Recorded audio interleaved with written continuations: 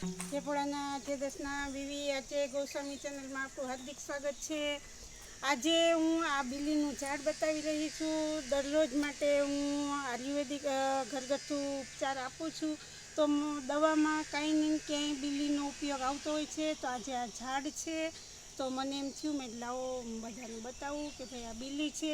બિલ્લીમાં ઉપર બિલ્લા પણ હશે, બહુ મોટું ઝાડ છે, જૂનું પુરાણું છે।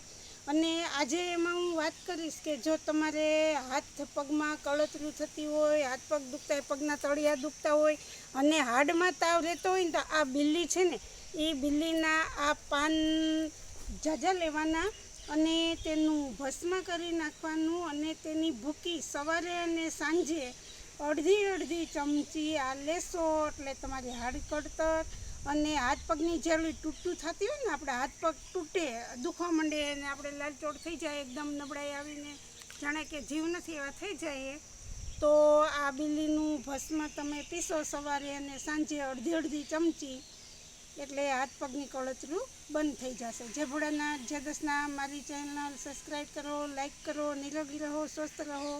વિવી આરજે ગોસ્વામી।